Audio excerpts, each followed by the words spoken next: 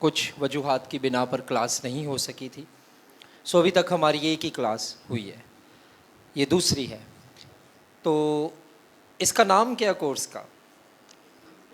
हाँ जी, एक्लीसियोलॉजी। और इसको उर्दू में क्या कहते हैं? इल्मुल कलीसिया। और ये क्या होता है? हाँ जी, ठीक है, स्टडी अबाउट द चर्च। और अगर इसको थोड़ा और एलेबोरेट करें, ये क्या है? अच्छा अच्छा, हाँ, थियोलॉजी है, ठीक है। अच्छा, हाँ हाँ बिल्कुल। और ये बुनियादी चीज़ें हैं। हम और भी चीज़ों की स्टडी करते हैं, मिसाल के तौर पे चर्च की क़ियादत, चर्च की लीडरशिप, पास्टर कौन है, एल्डर कौन है, डीकन कौन है, क्या जिम्मेदारियां हैं, किस बंदे को अपॉइंट करना है, कैसे करना है, चुनाव का प्रोसेस क्या है, ये सारी चीज़ें हैं। लेकिन थैंक यू, बहुत सिग्निफिकेंट आपने कंट्रीब्यूशन किया है। और कोई बताएगा भाइयों में से कोई, अगर बाजी ने जो बताया अगर उसको आप थोड़ा सा और एलेबोरेट करें या अपने अल्फाज में बताने की कोशिश करें, फिर हम आगे चलेंगे।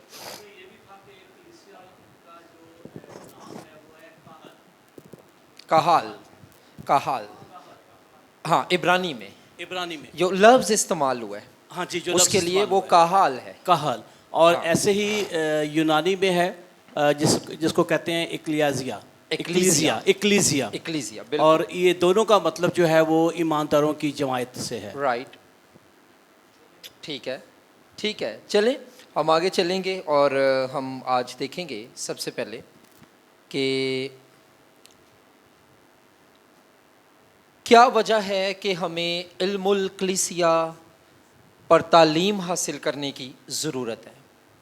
ये थियोलॉजी क्यों समझनी चाहिए और इसको हम क्यों इग्नोर नहीं कर सकते, नज़रअंदाज नहीं कर सकते।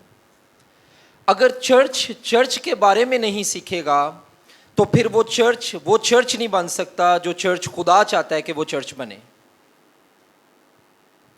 तो कलीसिया ही अगर इल्मुल कलीसिया नहीं सीख रही तो फिर वो कैसी कलीसिया बन रही है? फिर उसका खुदामंदी हाफिज है।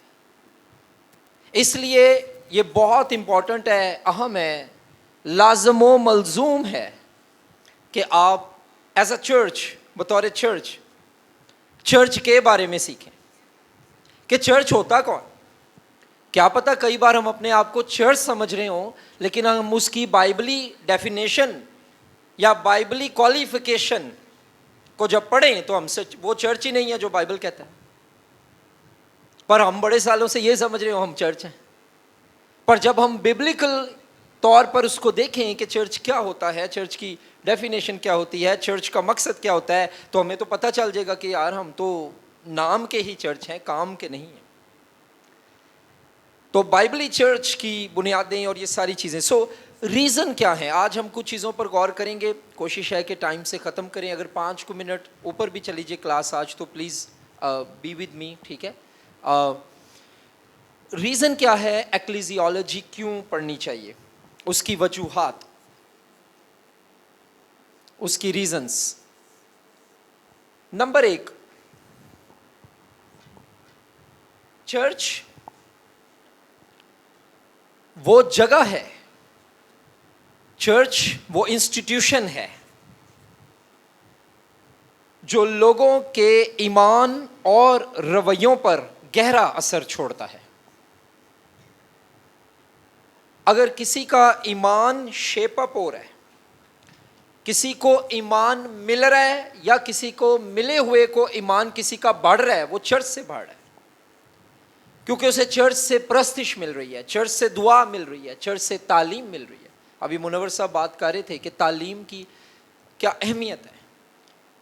तो मेन सोर्स जो टीचिंग का है वो चर्च है, प्रीचिंग चर्च से है। इवन के जो खादिम अपॉइंट किए जाते हैं और ऑर्डेन किए जाते हैं वो चर्च करता है। ऐसे तो नहीं किसी को ख्वाब आया कि आज मैं खादिम हूं तो सुबह पास्टर बन गया। तो जो ऐसे लोग आपको मिले उनसे पूछें कि आपके पीछे कौन सा चर्च खड़ा है, किन लीडर्स ने आपको ऑर्डेन किया। आपकी क्वालिफिकेशन क्या है, आप ट्रेंड भी हैं इस काम के लिए कि नहीं।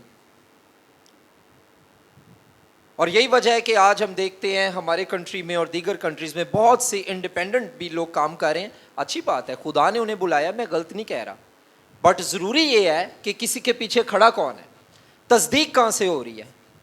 सैमुअल आवाज़ तो खुदा की सुनता है, पर तस्दीक तो एली करता है ना। तो आपका एली कौन है जो तस्दीक कर रहा है कि आप वाकई खादम हैं। कौन आपके मेंटर हैं, कौन उस्ताद हैं, कहाँ से पढ़े हैं, कहाँ से सीखे हैं, ऑर्डिनेशन कब हुई है, कैसे हुई है, किसने की है। सो चर्च जो है उसकी जो एक्लीसियोलॉजी है, जो चर्च के बारे में तालीम हासिल करना इसलिए ज़रूरी है क्योंकि चर्च एक ऐसा इंस्टीट्यूशन है जो आपके फेथ और आपके बिहेवियर, यानी आपके ईमान और आपके जो आपका बिहेवियर है, आपका रवैया है, उस पर असरअंदाज होता है। इंसान को जो पुलपट से टीचिंग मिलती है उसका ईमान वो शक्ल अख्तियार करता चला जाता है। आपको चर्च से जिस तरह की चीज़ मिलेगी आपके रवैये वैसे होते चले जाएंगे। अगर आप चर्च से खुदा की परस्तिश करना सीख रहे हैं तो आप परस्तिश करने वाले क्रिश्चियन बनेंगे। अगर चर्च से सियासतें सीख रहे हैं तो फिर सियासी क्रिश्चियन ही बनेंगे। तो आपका जो चर्च है वो इन्फ्लुएंस करता है आपके ईमान को और आपके बिहेवियर को और आपकी ज़िंदगी की कुलियत। आपकी ज़िंदगी जिन चीज़ों पर दारोमदार रखती है वो यही चीज़ें हैं। ईमान अंदर होता है जो अमाल से नज़र आता है।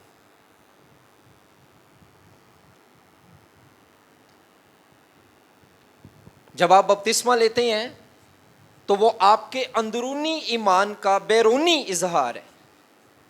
तो वो अंदर जिसकी ईमान है वो तो खुदा ही देख रहे हैं ना आपके अंदर क्या है, पर बाहर जो आप कर रहे हैं, बपतिस्मा ले रहे हैं, वो सब देख रहे हैं, वो उसका इजहार है। सो चर्च के बारे में पढ़ना इसलिए ज़रूरी है कि ये ख़ानदानों को चेंज करता है, इंडिविजुअल्स को चेंज करता है। जैसे कुछ जगह ऐसी हैं जहाँ पर जाकर लोग ख़तरनाक हो जाते हैं, उनका ब्रेन वॉश कर दिया जाता है, वो किसी को मारने से नहीं डरते, किसी को धमकाने से नहीं डरते। इसी तरह चर्च ऐसी जगह है जहाँ पे लोग ज़िंदगी देना सीखते हैं, ज़िंदगी लेना नहीं। इसलिए चर्च के बारे में पढ़ना बहुत ज़रूरी है। अगर चर्च को सिर्फ एक बिल्डिंग के तौर पर आप देखेंगे तो ये उसकी ठीक अंडरस्टैंडिंग नहीं है। अगर चर्च को आप सिर्फ एक फेलोशिप और सोशल ग्रुप के तौर पे देखेंगे तो आप सिर्फ समाजी और माशरती चीज़ों में फंसे रहेंगे, आप दुरुस्त चीज़ नहीं करेंगे जिसके लिए आप बुलाए गए। इसी वजह से बहुत जगहों पर प्रेयर मीटिंग्स होती हैं 1 घंटे की, जिसमें से 40 मिनट सिर्फ चाय चलती है। वो कह के यही आते हैं 1 घंटे की दुआया मीटिंग है, पर दुआ सिर्फ 15-20 मिनट ही होती है, वो भी मुश्किल से। शुरू के 10-15 मिनट ਤੁਹਾਡਾ ਕੀ ਹਾਲ ਹੈ, ਮੇਰਾ ਕੀ ਹਾਲ ਹੈ, ਤੁਹਾਡਾ ਕੀ ਹਾਲ ਹੈ, ਮੇਰਾ ਕੀ ਹਾਲ ਹੈ। ਉਸ ਤੋਂ ਬਾਅਦ ਚਾਹ ਆ ਗਈ, ਆਓ ਜੀ ਚਾਹ ਆ ਗਈ। ਉਸ ਤੋਂ ਬਾਅਦ ਅਗਲੇ ਕੋਈ 5 ਮਿੰਟ ਤੇ ਅੱਧੇ ਕੋ ਘੰਟਾ, ਉਸ ਤੋਂ ਬਾਅਦ 15 ਕੁ ਮਿੰਟ ਜਿਹੜੇ ਰਹਿ ਗਏ, आओ जी ਹੁਣ दुआ कर ਲਈਏ। तो ये तो प्रेयर मीटिंग्स नहीं है। आप तो लोगों को ना बताएं कि आप फिर 1 घंटे की दुआ करते हैं, आपने तो 10 मिनट की दुआ की है, तो बाकी तो आपने चाय पी और गप्पे मारी। तो चर्च की राइट अंडरस्टैंडिंग चर्च की हर मिनिस्ट्री को ठीक करती है। अगर आपको पता होगा कि चर्च क्या है तो आपकी वुमेन मिनिस्ट्री खुद ठीक हो जाएगी। आपके चर्च में अगर यूथ पे काम नहीं हो रहा, यूथ शुरू हो जाएगा यूथ पे काम होना। हमारा मसला इस मुल्क में यह है कि जब कोई मसला हो तो हम वो मीटिंग शुरू कर देते हैं। अच्छा तो ये होता कि पहले से मीटिंग शुरू हो ताकि बहुत से बच्चे बच जाते। हमारे मसला हो, खड़ाक हो तो मीटिंगें शुरू होती, लेकिन पहले से हो जाए तो अच्छा है। तो रिएक्टिव नहीं होना चाहिए चर्च को, प्रोएक्टिव होना चाहिए। रिएक्टिव वो होता है जो कुछ हो तो आगे से अमल हो, प्रोएक्टिव वो होता है जो कुछ होने से पहले तैयारी हो। तो पहली वजह क्या है कि हमें क्यों एक्लेसियोलॉजी पढ़नी चाहिए, ताकि हमें पता चले कि जो चर्च है जो लोगों के ईमान और लोगों की रवैयों पर असरअंदाज हो रहा है, उसने कैसे चलना है, उसको कैसे लीड करना है। चर्च कोई सिर्फ बिल्डिंग नहीं है, चर्च कोई सिर्फ सोशल गैदरिंग नहीं है, चर्च सिर्फ पार्टियां करने का नाम नहीं है। ये सब इट्स ओके, वो रोटी तोड़ने में भी मशगूल रहते थे, मैं इससे मना नहीं कर रहा, लेकिन चर्च ये वो जगह है जहां आपको ईमान मिलता भी है और आपका ईमान बढ़ता भी है, क्योंकि आपको चर्च से टीचिंग और प्रीचिंग मिलती है। किसी ने कहा था कि प्रीचिंग से ईमान पैदा होता है, टीचिंग से ईमान तरक्की करता है। इसलिए चर्च की जिम्मेदारियां दोनों हैं, दोहरी जिम्मेदारी है, प्रीच भी करना है, टीच भी करना है। आगे चल के आज हम इस पे पढ़ेंगे भी, ठीक है। नंबर 1। नंबर 2, दूसरी इंपॉर्टेंस कि हम इक्लेसियोलॉजी क्यों पढ़ें। आप कहेंगे ना, देखें जी खुरम साहब हम एक सब्जेक्ट पढ़ा रहे हैं, कोर्स पढ़ा रहे हैं, आखिर ये कोर्स वो पढ़ा क्यों रहे हैं, इसका क्या फ़ायदा, इसकी क्या वजह है। तो मैं आपको इसकी इंपॉर्टेंस कोर्स की बता रहा हूं कि इक्लेसियोलॉजी पढ़ने की। नंबर 2 है चर्च प्लांटिंग। चर्च प्लांटिंग की खिदमत, कलीसियाएं कायम करना।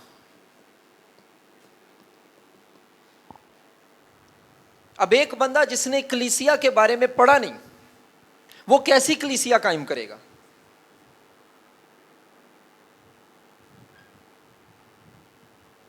आप खुद सोचें, एक बंदा, मैं आपको एक मिसाल देता हूं, इफ्तिखार साहब इधर बैठे हैं, एजुकेशन से इनका ताल्लुक रहा है। अब एक बंदे ने एजुकेशन की फील्ड में कुछ पढ़ा नहीं, वो कैसे कोई स्कूल चलाएगा। हमारा मसला यह है कि जो काम हमने कभी किया नहीं होता, चूंकि वो हमें विरासत में मिल जाता है, प्लेट में मिल जाता है, तो फिर हम वैसे ही चलाते हैं जैसे आजकल चीजें चल रही हैं और आप देख रहे हैं। मैंने लास्ट टाइम भी बताया था कि एक बाल काटने वाला नाई, वो बाल काटने की ट्रेनिंग करके नाई बनता है। एक मोटर मैकेनिक ट्रेनिंग करके मोटर मैकेनिक बनता है। तो एक खादिम खिदमत कर, जो ट्रेनिंग है करके, वो खादिम क्यों नहीं बनता। जो इतना बड़ा रुतबा और मर्तबा है, जो इतना बड़ा टास्क है। तो चर्च प्लांटिंग के लिए एक्लेसियोलॉजी का पढ़ना बहुत जरूरी है। क्या पता हम में से किसी को खुदा बुला ले कलीसियाएं कायम करने के लिए, एक नहीं कई।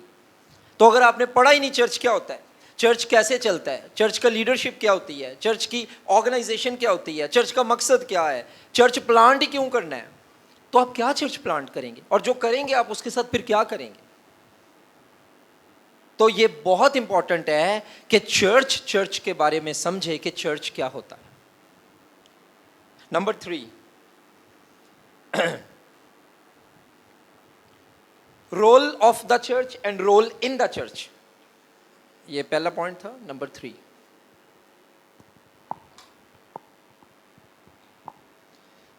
Role of the church, role in the church.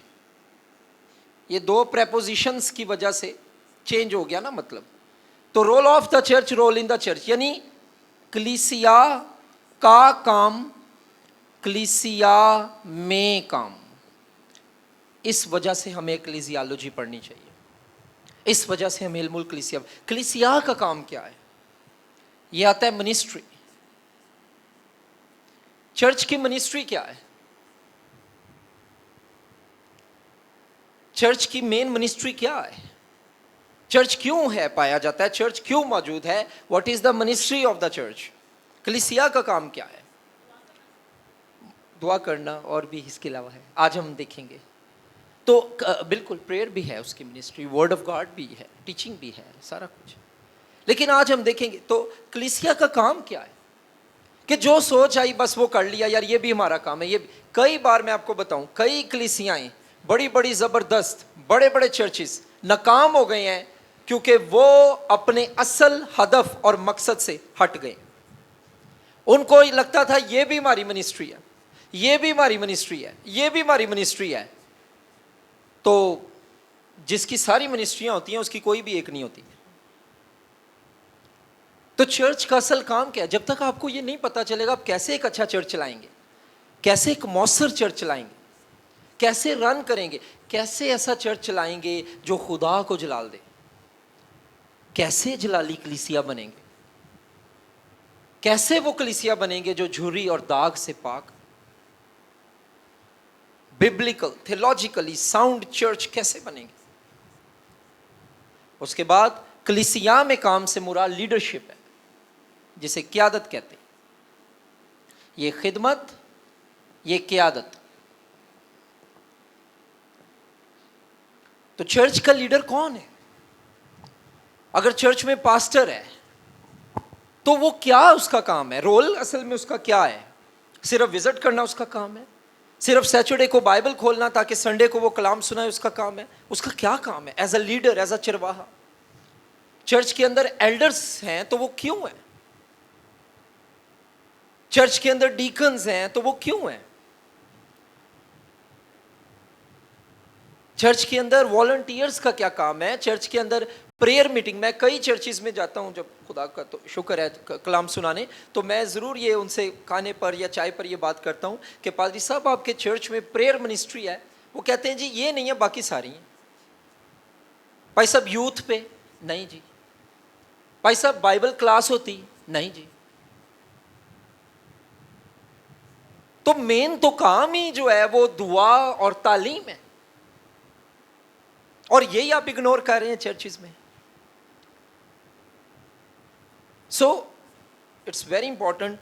इसके अलावा और भी वजूहात हो सकती हैं, लेकिन आज मैं उन पर टाइम ज़्यादा नहीं लगाना चाहता। मैं आगे चलना चाहता हूँ, आगे और बड़ी चीज़ें हैं, लेकिन मैं चाहता हूँ कि आप समझें। नंबर एक, एक्लेसियोलॉजी पढ़ने की जो वजह है वो ये है ताकि हम ऐसे चर्चिज बने, क्योंकि चर्च बड़ा अहम है। चर्च तो जड़ा बंदा कोई गल सुन जाता है ना, कईयां ਲਈ ਤੇ ਉਹ ਪੱਥਰ ਤੇ ਲਕੀਰ ਹੁੰਦੀ ਨਹੀਂ ਜੀ। ਸਾਡੇ ਪਾਦਰੀ ਸਾਹਿਬ ਨੇ ਕਿਹਾ तो जो ਉਹਨਾਂ ਕਿਹਾ ਉਹ ਸਹੀ ਹੈ।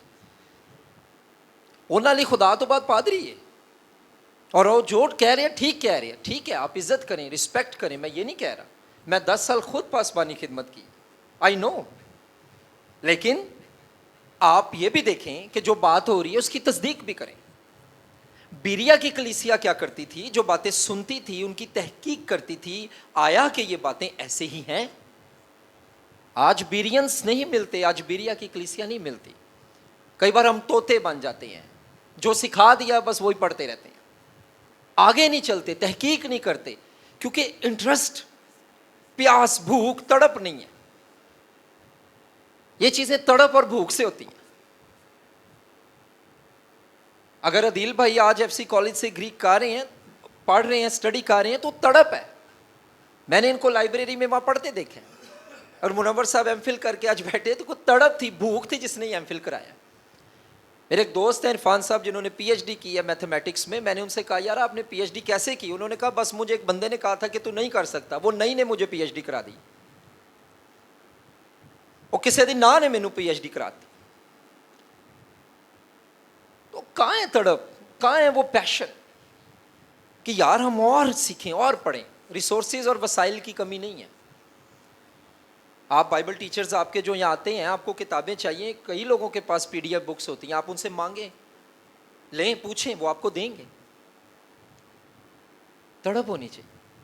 सो चर्च एक्लेसियोलॉजी क्यों पढ़नी ज़रूरी है? नंबर एक, कि ये आपका ईमान पर और आपके बिहेवियर पर इसका असर होता है। चर्च वो जगह है जहाँ से ईमान मिलता है, ईमान बढ़ता है, ईमान तशकील पाता है, ईमान तरतीब पाता है, ईमान शेप होता है, आप ग्रो करते हैं। पॉल वॉशर ने एक दफ़ा कहा था, उस चर्च के पास ना, उस चर्च में ना जाओ जो घर के करीब है, उस चर्च में जाओ जो बाइबल के करीब है।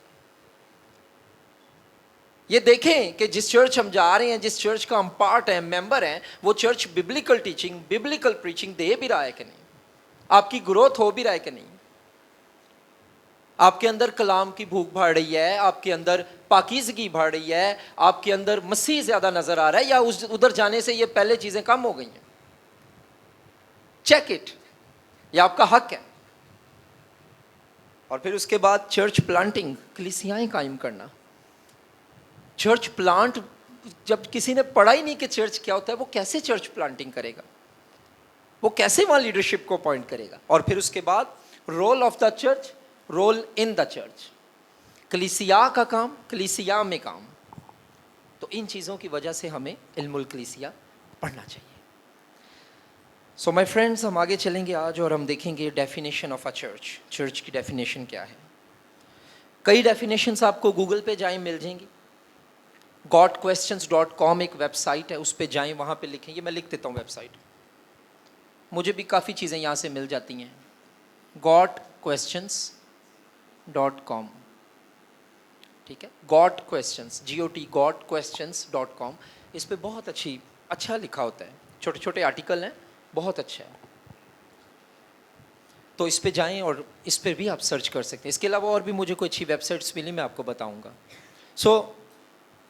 चर्च की डेफिनेशन क्या है? सादे अल्फाज में, आपको बहुत डेफिनेशंस इंटरनेट पर मिल जाएंगी, किताबों में मिल जाएंगी, लेकिन हम सादा अल्फाज में चर्च की डेफिनेशन क्या है? Church is a community of believers. ये ईमानदारों की जमात का नाम है। हर बंदा चर्च बिल्डिंग में वेलकम है, चर्च कभी किसी को नहीं निकालता, लेकिन डेफिनेशन के ऊपर जो पूरे उतरे हैं वो लोग हैं जो मसीह के लहू से धुले और पाक रूह की कुदरत से नए सिरे से पैदा हुए। चर्च सबको वेलकम करता, जड़ा हुणे ही बाहर सिगरेट बुझा के आया, चर्च उन्होंने भी वेलकम करता।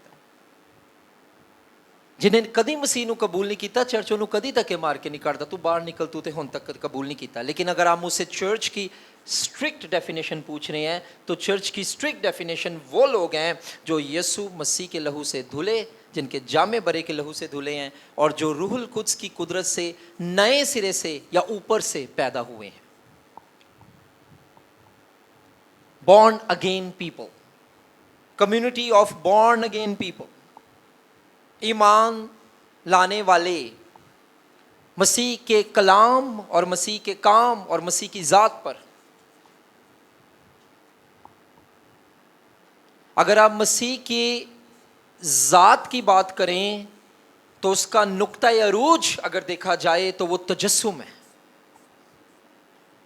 अगर आप मसीह के काम की बात करें तो उसका नुक्ता अरूज जो देखा जाए तो वो शिफाएं और मौजे नहीं, वो भी काम है उसके, उन्होंने किए हैं, लेकिन वो उसका कफारा और जी उठना है।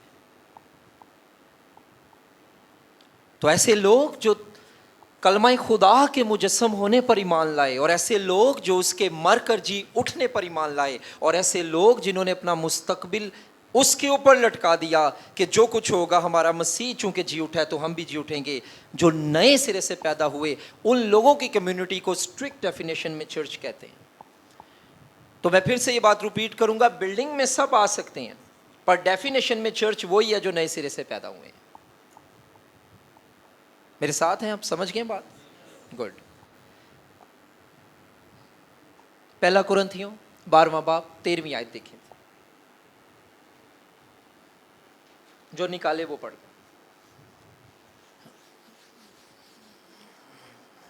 पहला कुरिन्थियों 12वां बाब 13वीं आयत।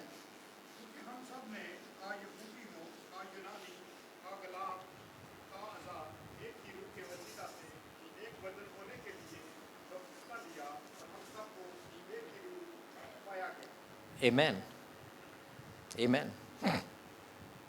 आगे चल के हम देखेंगे चर्च को हम दो तरीकों से जी देख सकते हैं। नंबर एक होता है यूनिवर्सल चर्च। मेरा ख्याल है ब्लैक मार्कर यूज कर लूं, आप लोगों के लिए इजी हो जाएगा, ब्लू मुश्किल लगता है। Universal church. एक होता है लोकल चर्च।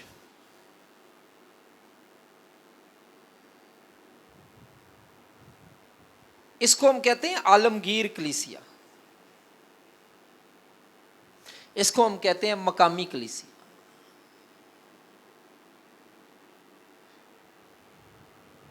बीजीएम चर्च बाहर कॉलोनी के अंदर मकामी कलीसिया, लेकिन बीजीएम चर्च दुनिया की सब कलीसियाओं का भी हिस्सा है, जो एक आलमगीर कलीसिया है। तो यूनिवर्सल चर्च से क्या मुराद है? यूनिवर्सल चर्च का मतलब है एक कलीसिया, एक बदन, द बॉडी ऑफ क्राइस्ट। चाहे अमेरिका में चर्च है, श्रीलंका में चर्च है, वेस्ट इंडीज में चर्च है, पाकिस्तान में चर्च है, वो सब मिलकर एक चर्च है, लेकिन वो सब अपनी अपनी जगह पे चर्चेस भी हैं। तो वो कलीसियाएं भी हैं और वो सब मिलकर कलीसिया भी हैं। आप समझ रहे हैं? हेलो, अच्छा, प्रेज द लॉर्ड। ਉਹ ਕਹਿੰਦੇ ਨੇ ਜਦੋਂ ਜਦੋਂ ਸਟੂਡੈਂਟ ਕੁਛ ਨਾ ਬੋਲਣ ਤੇ ਜਾਂ ਤੇ ਸਾਰੀ ਸਮਝ ਆ ਜਾਂਦੀ ਹੈ ਤੇ ਜਾਂ ਕੁਛ ਵੀ नहीं आ। आई होप कि आपको आ रही है समझ। Good good good good. Munawwar साहब इनको ना नेक्स्ट टाइम चाय ज़रूर देनी है, रिक्वेस्ट है। कैफ़ीन थोड़ी सी मिलनी चाहिए, लेकिन ज़्यादा कैफ़ीन नहीं लेनी। कॉफ़ी में हाई कैफ़ीन होती है, चाय होती है उसमें लो कैफ़ीन होती है। तो ये कैफ़ीन हमारी बॉडी में जाके जो अमाइनो एसिड्स होते हैं उनके साथ केमिकल रिएक्शन करके स्टिमुलस पैदा करती है जो आपके ब्रेन सेल्स को एक्टिव करते हैं। इस वजह से लोग चाय या कॉफ़ी पीने से एक्टिव होते हैं, इसके पीछे केमिकल रिएक्शन ये है। चलें वापस आए चर्च की तरफ, साइंस बाद में स्टडी होगी कभी। ठीक है। सो इसकी एक खूबसूरत मिसाल खुदावंद यीशु मसीह ने खुद फरमाया। आप देखिएगा मत्ती 16वां बाब 18वीं आयत ज़रा निकालें, और अगर जब निकालें तो कोई भी बहन या भाई पढ़ दे। जब हम यूनिवर्सल चर्च को देख रहे हैं तो हम मत्ती रसूल की मार्फत लिखी गई अंजील उसका 16वां बाब और उसकी 18वीं आयत देखते हैं।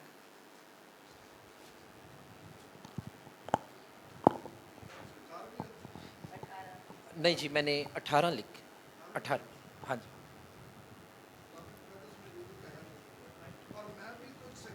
एक मिनट सर, इफ्तिखार भाई सॉरी, माइक ले लीजिए।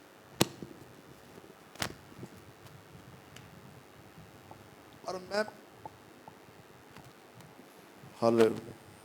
और मैं भी तुझसे कहता हूं कि तू पतरस है और मैं इस पत्थर पर अपनी कलीसिया बनाऊंगा और आलमे इरवा के दरवाजे आमीन। उस पर गालिब ना आएंगे। आमीन।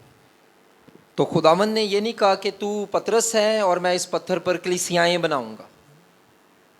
खुदावंद ने कहा तू पतरस है और मैं इस पत्थर पर कलीसिया बनाऊंगा। सिंगुलर का सीगा है, वाहिद का सीगा है कि वन चर्च बिल्ड करूंगा, यूनाइटेड चर्च बिल्ड करूंगा, यूनिवर्सल चर्च बिल्ड करूंगा। ऑफ कोर्स कि वो जो चर्च बिल्ड होगा आगे चल के हम लोकल चर्चिस में भी देखेंगे, लेकिन आगे चल के हम देखते हैं कि खुदावंद ने कहा कि मैं कलीसिया बनाऊंगा, चर्च बनाऊंगा। क्योंकि यूनिवर्सल सब चर्चेज यूनिवर्सली एक चर्च हैं। इसके बाद हम एक और देखते हैं, पहला कुरिन्थियों 15वां बाब 9वीं आयत।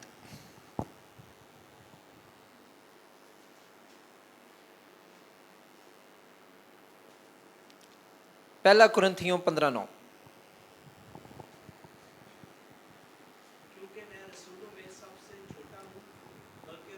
माइक ले लें।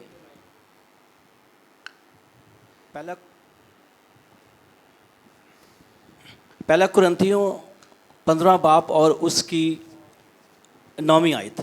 क्योंकि मैं रसूलों में सबसे छोटा हूँ बल्कि रसूल कहलाने के लायक नहीं, इसलिए कि मैंने खुदा की कलीसिया को सताया था। हाँ जी। कितनी कलीसियाओं को सताया है?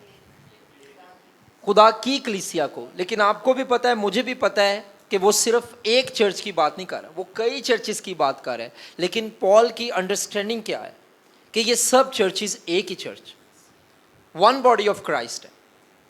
सो यहां पर भी आप वर्ड कलीसिया देखते हैं। आगे चलें। खुदावंद यीशु मसीह ने मोहब्बत भी एक कलीसिया से की है और अपने आप को भी एक ही कलीसिया के लिए दे दिया।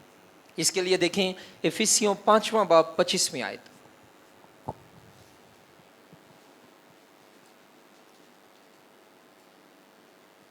5:25 इफिसियों पढ़ें जी।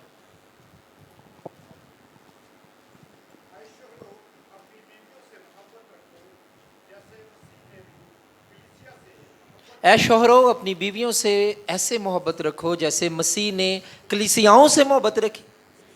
कलीसिया से मोहब्बत रखी, चर्च, यूनिवर्सल चर्च। चलने वाले बहुत ज़्यादा है मेरे पास और भी, लेकिन मेरा ख्याल है आपको समझ आ गई मैं कहना क्या चाह रहा हूँ। तो यूनिवर्सल चर्च की जब आप माय डियर फ्रेंड्स आप बात करते हैं तो इसका मतलब ये है कि हम सब मिलकर एक चर्च है। अगर कोई चर्च सफ़र कर रहा है दुनिया में किसी कोने में, तो चर्च सब मिलकर उसके लिए दुआ करें क्योंकि वो उसकी बॉडी का हिस्सा है। और पौलुस तो बड़ी खूबसूरती से बयान करते हैं, वो कहते हैं कि अगर अंगूठे में या उंगली में पेन है तो पूरी बॉडी पेन में होती है। आपने नोट किया होगा, खुदा न खास्ता अगर किसी के दांत में या किसी के डेंटल इश्यूज़ हों तो ये दांत की जो दर्द होती है ये सर और कान और इवन के ऑल बॉडी एक में आप चले जाएंगे, बॉडी की पेन होती है। होना तो ऐसे चाहिए कि दूसरे की दर्द को अपना समझे, पर होता नहीं। चले बहुत ज्यादा नहीं कुछ कर सकते तो नाइजीरिया में जो लोग कट रहे हैं, मर रहे हैं और परसिक्यूशन इज़ार-ए-सानी का शिकार है, उनके लिए दुआ तो कर सकते हैं। तो कितनी बार आपके चर्च में जो इज़ार-ए-सानी का शिकार क्रिश्चियंस हैं पाकिस्तान से बाहर, उनके लिए दुआ हुई है? कितनी बार आपने उन लोगों के लिए दुआ की है जो क्रिश्चियन हैं और अपनी जॉब पर परेशानियों का सामना कर रहे हैं कि आए आज हमारा चर्च जॉब करने वाले क्रिश्चियनों के लिए दुआ कर? कितनी बार आपके चर्च ने इस बात के लिए दुआ की है कि फसल तो बड़ी तैयार है, ज़बानी आयत रटी है पर दुआ नहीं करनी कि फसल तो तैयार है, मजदूर थोड़े हैं, आगे खुदावंद कह रहे हैं कि यार दुआ करो कि फसल के मालिक से कहो मजदूर भेजे। कितनी बार मजदूर भेजने के लिए दुआ किया? वो वाले नहीं ना है कि जेड़े खुदावंद कह रहे हैं। चलें, हाँ, लेकिन वो खुदावंद जो चाहता है वो थोड़े ही है। चढ़ो उनकी और मैं कमाऊंगा, ठीक है। सो उन मजदूरों के लिए दुआ कर। सो द थिंग इज कि मैं आपको इनकरेज कर रहा हूँ कि इन चीज़ों के लिए भी देखें कि अगर चर्च किसी पार्ट में सफ़र कर रहा है तो ज़रूरी नहीं कि सब कुछ हम ही कर रहे हैं, सफ़र कर रहे हैं। दुनिया में चर्चेज अगर कुछ सफ़र कर रहे हैं तो उनके लिए दुआ करें, प्रेयर करें। और उसके बाद खुदावंद यीशु मसीह कलीसिया ही को पाक कर रहा है और वो तकदीसी अमल में से गुजार रहा है। इसके लिए हवाला निकालें, इफिसियों 5वां बाब, यही हवाला है 5वां बाब। इसकी अगली आयत है 26वीं आयत, 5:26 इफिसियों। वो पाक कर रहा है, वो साफ कर रहा है, वो तकदीस कर रहा है एक कलीसिया जी, ताकि उसको कलाम के साथ पानी से गुस्ल देकर और साफ करके मुकद्दस बनाए।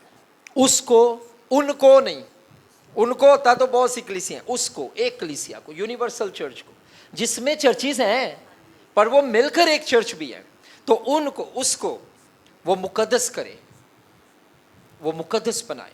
सो इट्स मीन्स कि ये यूनिवर्सल चर्च। आए अब हम ये समझते हैं, ये सीखते हैं कि लोकल चर्च क्या होता है। लोकल चर्च का माय डियर फ्रेंड्स मतलब ये है कि किसी भी मकामी जगह पर चर्चिस का होना, LDA क्वार्टर्स हैं, बहार कॉलोनी है, ग्रीन टाउन है, योहानाबाद है, लाहौर है, सियालकोट है, मकामी जगह पर किसी चर्च का होना उसको मकामी कलीसिया बनाता है, जो कि अल्टीमेटली हिस्सा किसका है? Universal church. जब आप उसे मुनकसिम करेंगे, तकसीम करेंगे तो वो लोकल चर्च है, जब आप उसे एक करेंगे तो वो यूनिवर्सल चर्च। तो लोकल चर्चिस की बाइबल में बहुत सी मिसालें हमें मिलती हैं, ठीक है। आइए देखें अमाल 8वां बाब पहली आयत, अमाल 8:1।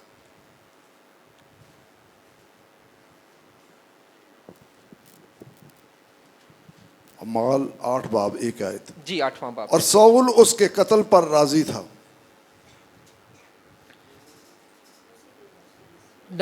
अमाल 8वां बाब पहली आयत। हाँ जी, मेरे पास तो यही आ रही है। नहीं, मेरे पास ही है नहीं ना। ये रौला पै गया जी, और सरकार साहब आज एक ही हो गया। हाँ जी,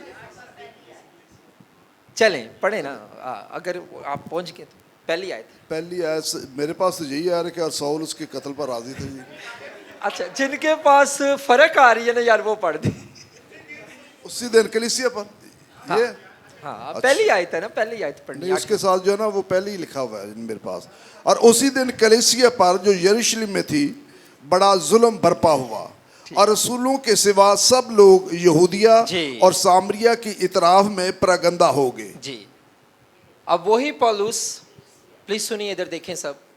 अब वही पौलुस जो कह रहा है कि मैं वो था जो कलीसिया को सताने वाला था, वो यूनिवर्सल चर्च की बात कर। जब वो ये कह रहा है कि यरूशलेम की कलीसिया, तो वो लोकल चर्च की बात कर। बात समझ आई? तो जब वो किसी मकाम, जगह का नाम लेकर चर्च को एड्रेस कर रहा है तो वो मकामी चर्च की बात कर रहा है, पर जब वो यूनिवर्सली बात कर रहा है तो वो यूनिवर्सल चर्च की बात कर रहा है, ठीक है। इज्तमाई तौर पर, कॉरपोरेट तौर पर। सो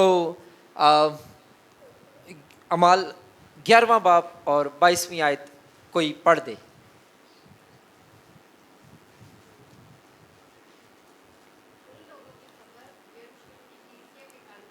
उन लोगों की खबर यरूशलेम की कलीसिया के कानों तक पहुंची, तो मकामी चर्च की बात हो रही है। ठीक है, एक और पढ़ें, अमाल 20वां बाब 17वीं आयत 20:17। अमाल 20वां बाब 17वीं आयत कोई भी पढ़ दे, बाजी पढ़ दें या कोई और पढ़ दे।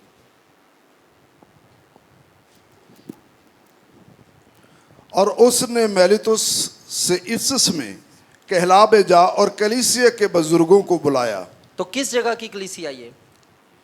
इफिसुस की। इफिसुस में कहला भेजा। हाँ, इफिसुस में कहला भेजा, हाँ जी, ठीक है। तो इफिसुस की कलीसिया, सो इसका मतलब है जब आप कुरिन्थस की कलीसिया, थवातीरा की कलीसिया, यरूशलेम की कलीसिया, थस्सलुनीके की कलीसिया, कुलसे की कलीसिया की बात करेंगे तो वो है लोकल चर्च। और जब आप कलीसिया की बात करेंगे यूनिवर्सली तो वो है यूनिवर्सल चर्च।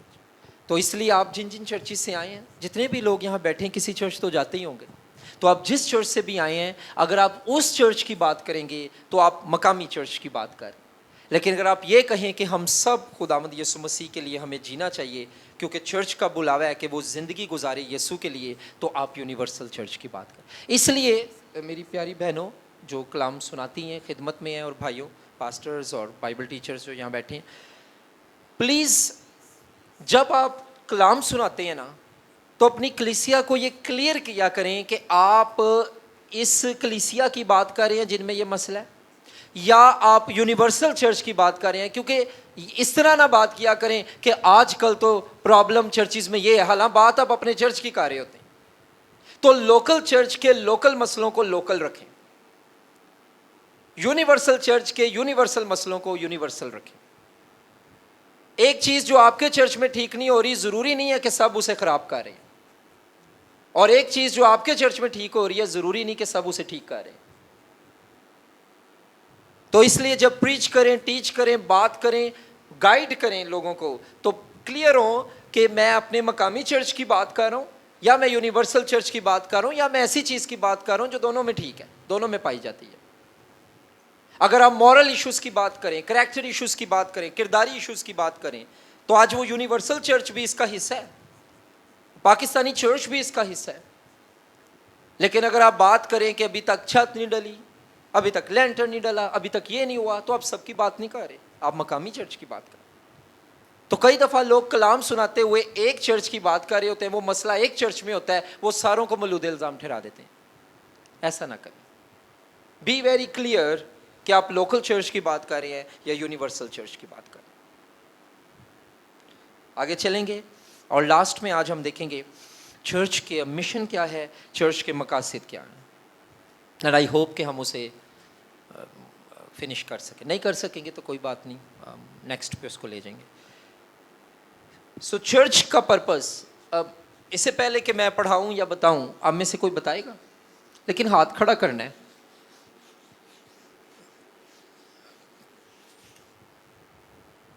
जी, हाथ किसी ने नहीं खड़ा करना, तो फिर मैं ही बताऊं। हाँ जी, जी अदिल आप बताएं।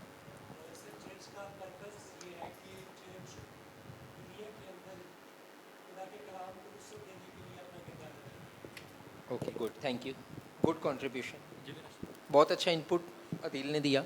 और कोई? लीडर्स तैयार करना। वेरी गुड, एक्सीलेंट, लीडर्स तैयार करना। और ओके गुड, कलाम को फैलाना, ये काम हमारा है। जी है बाजिया भी बोल रहे, हाँ जी बाजी बोले, उची बोलो, हाँ जी दबो माइक दबो यार। ईमानदार तैयार करना, ठीक है, तैयार करना खिदमत के लिए, ठीक है। क्योंकि ईमानदार तैयार करने से आपकी सॉरी मुराद क्या? मैं इसको चाहूँगा थोड़ा सा आप खोल लें, इसको एलेबोरेट करें।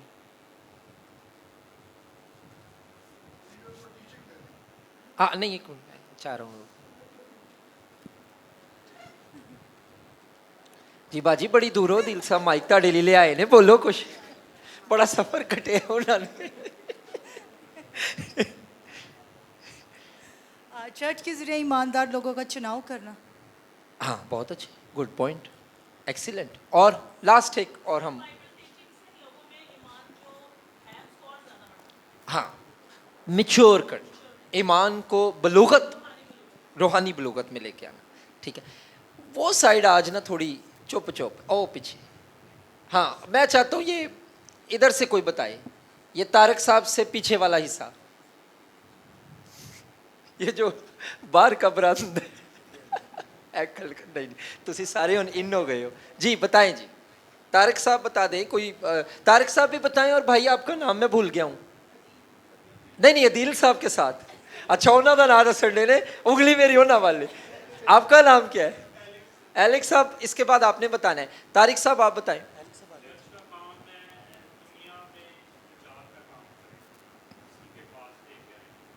गुड, हाँ ठीक है जी। एलेक्स साहब आप बताइए, लास्ट कमेंट है, फिर हम आगे चलेंगे जी।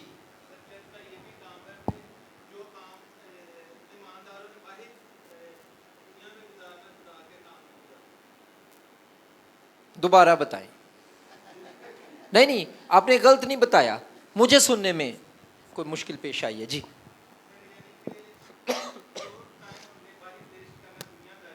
हाँ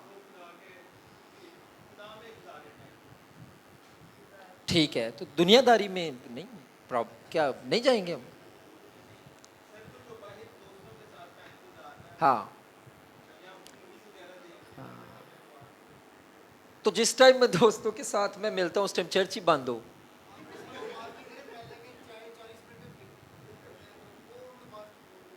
मुझे पता है वो क्या बात कर रहे हैं, मैं चाह रहा हूँ थोड़ा सा माहौल रिलैक्स हो, क्योंकि आज ना हम 3 टॉपिक इकट्ठे छेड़ दिए हैं। टीचर जो होता है ना, उसको टेम्परेचर ऑफ द क्लास और इन्वायरमेंट ऑफ क्लास को समझना चाहिए, कहाँ रिलैक्स करना है, कहाँ पे स्ट्रिक्टली चलना है।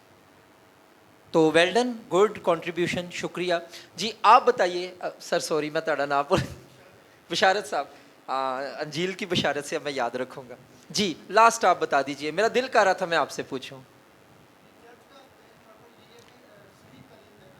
हाँ सही।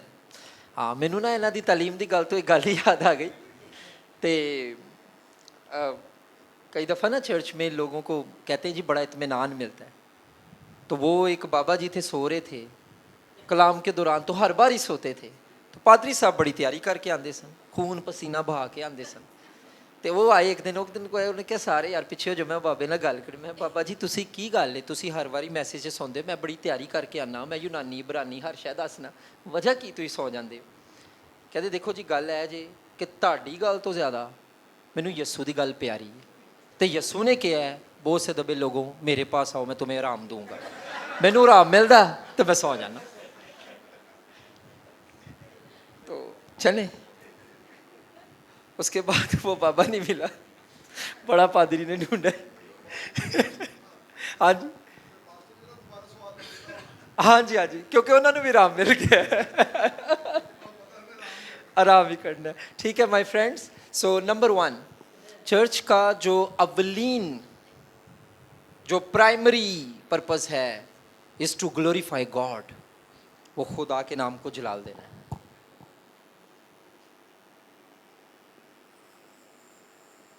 खुदा को जलाल देना। एक बात याद रखिएगा, खुदा सिर्फ तालियों से जलाल नहीं पाता।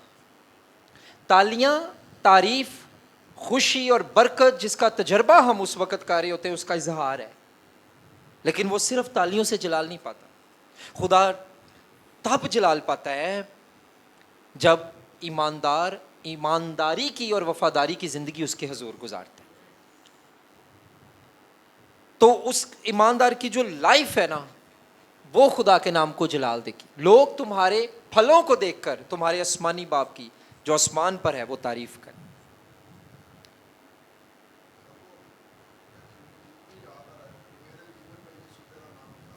हाँ हाँ, हर चीज। पौलुस रसूल तो यहां तक कहता है कि खाओ और पियो भी तो खुदा के जलाल के लिए करो। फिर वो कुलसियों में कहता है, तीसरे बाब में वो कहता है जो कुछ करते हो ये जानकर करो कि खुदावंद के लिए कर।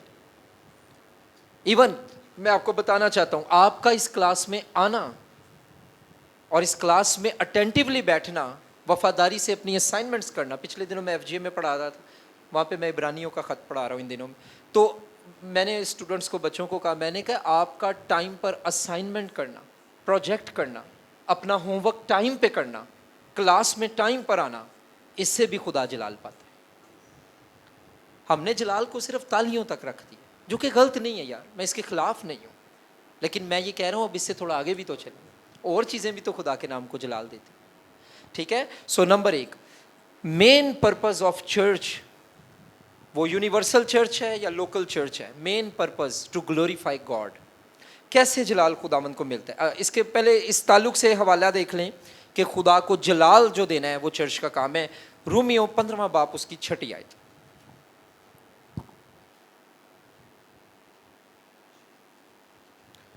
जी पढ़ें, रोमन्स चैप्टर 15 वर्स 6।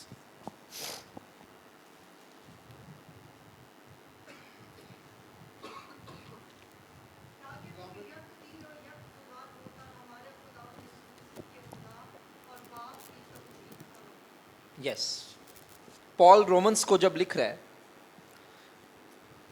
तो वो ये कह रहा है कि तुम्हारा यकदिल होना, तुम्हारा इकट्ठा होना, तुम्हारा बतौर चर्च होना, वो खुदा बाप की तमजीद का बाइस बने, उसके जलाल का बाइस बने, लड़ाइयों का बाइस ना बने, सियासतों का बाइस ना बने, तफरकों का बाइस ना बने, झगड़ों का बाइस ना बने, वो खुदा के जलाल का बाइस बने। आपकी हर संडे मीटिंग का हर गीत खुदा के जलाल के लिए, आपकी हर संडे मीटिंग की हर प्रीचिंग खुदा के जलाल के लिए, आपकी बाइबल क्लास खुदा के जलाल के लिए, आपका खुदा के लिए की गई कोई इबादत आपकी सेल्फ प्रमोशन के लिए नहीं, खुदा के जलाल के लिए।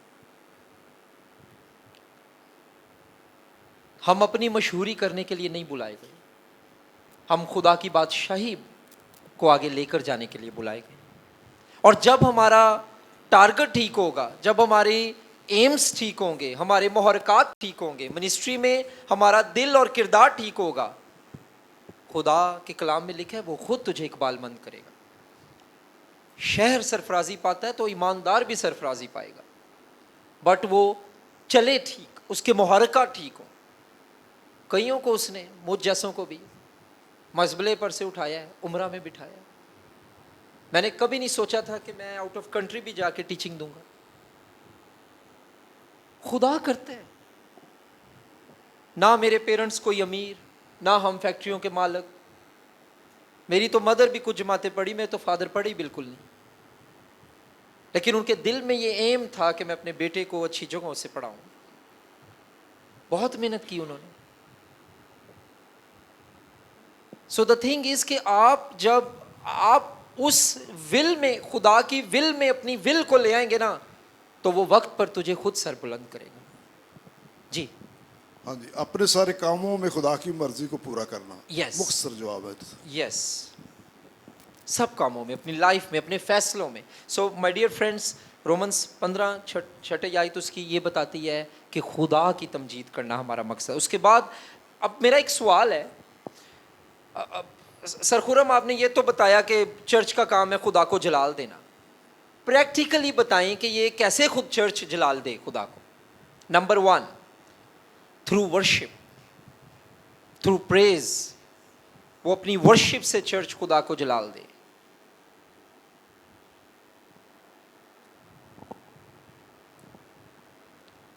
फिलिपियों 3 बाब 3 आयत।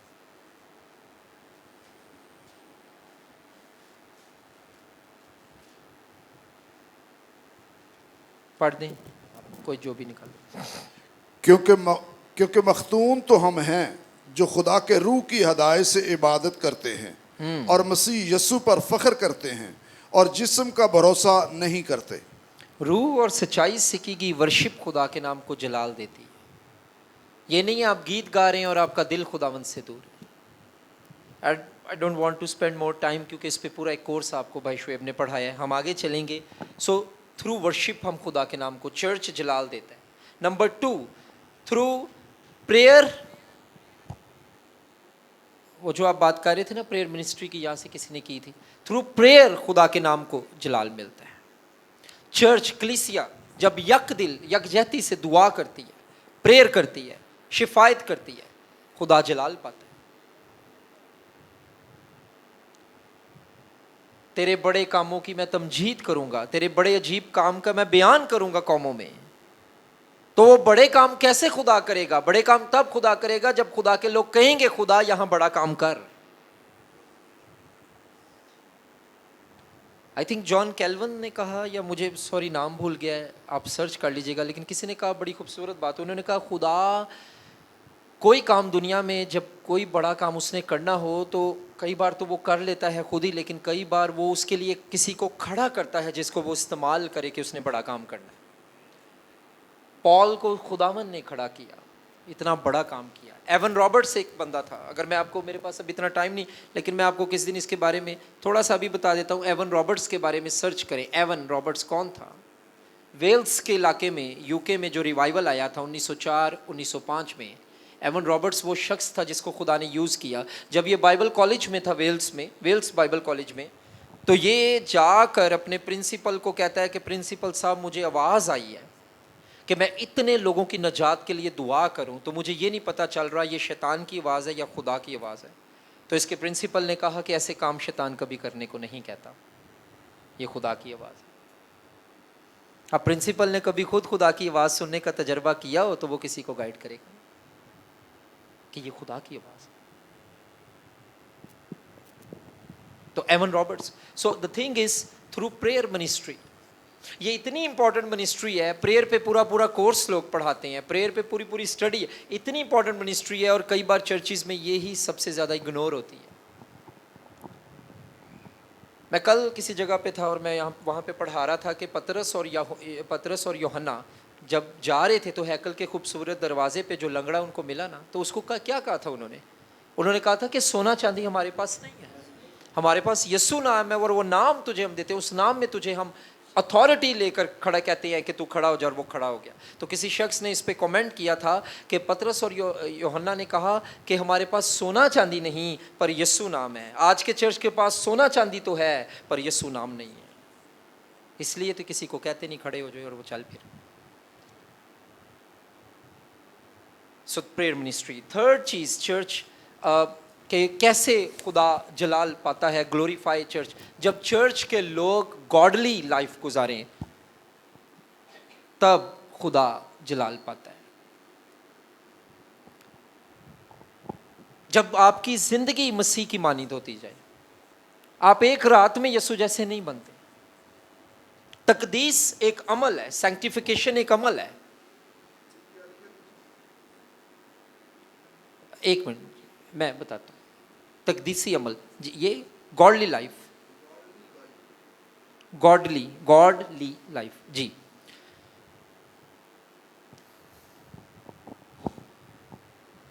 तो मैं इस पे पहले भी बात की है कि आप कैसे बतौर चर्च खुदा के नाम को जलाल देते हैं, ग्लोरीफाई करते हैं through your worship, through your prayer, through your godly life and through teaching and preaching of the word of God.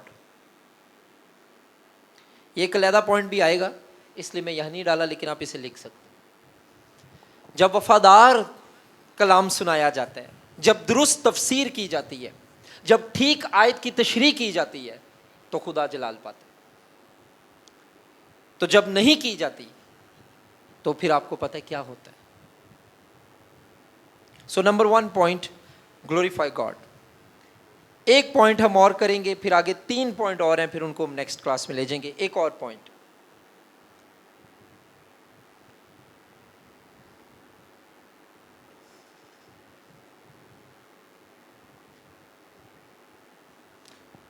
Maturity.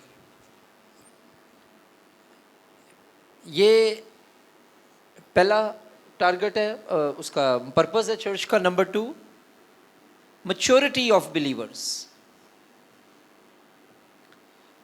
याद रखें, बड़ी अच्छी आपने बात की कि चर्च रूहें जीते, पर रूहें जीतने के बाद चर्च उनके साथ, रूहों के साथ क्या करता है?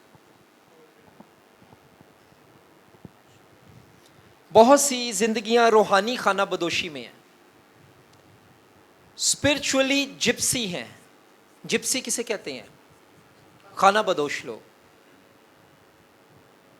वो जिसने कलाम सुनाया होता है वो भी उनको नहीं मिलता, जिनके वसीले वो जीते गए होते हैं वो भी नहीं उनको मिलता, जिसने तौबा कराई होती, बपतिस्मा दिया होता है वो भी नहीं उनको मिलता,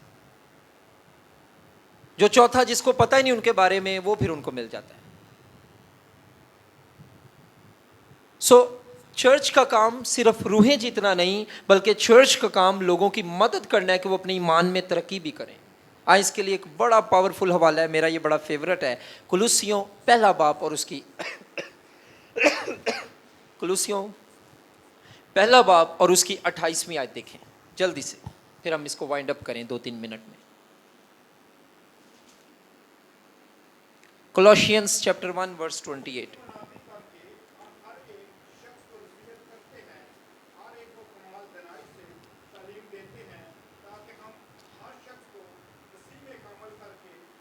हाँ, तो हम ये करते हैं, हम क्या पहले लिखे, हम क्या करते हैं,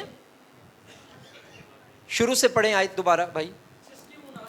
जिसकी मुनादी, नंबर 1 प्रीचिंग, नंबर 2 नसीहत एक्सोर्टेशन, काउंसलिंग, नसीहत, नंबर 3 कमाल दनाई से तालीम देते हैं, तालीम टीचिंग। अच्छा, इसको ग्रीक में हम कहते हैं पर्पस क्लॉज, ताकि, सो दैट, पर्पस क्लॉज।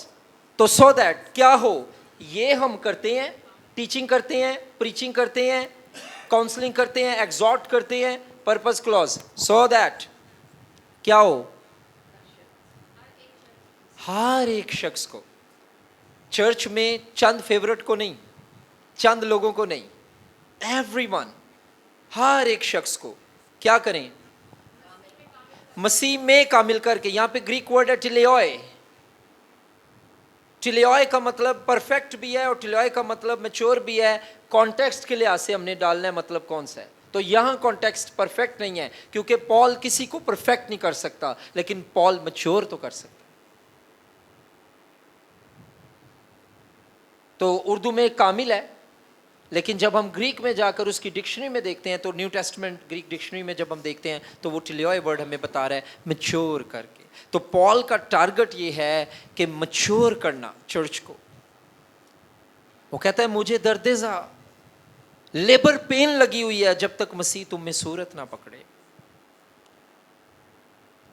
तो चर्च का काम सिर्फ मिशन वर्क, एवेंजलिज्म, रूहें जीतना, तौबा कराना, बपतिस्मे देना नहीं है, ये भी काम है, ये जुज़वी हो गया। कुली तौर पे अगर चर्च ने अपना पूरा काम करना है तो जिनको तौबा कराई है उनका ख्याल भी रखना है कि वो मसीह में मचोर भी हों, उन्हें रूहानी यतीम या रूहानी खाना बदोश नहीं बनाना कि वो तौबा करने के बाद तो तौबा तो भाई कर दे रहे हैं,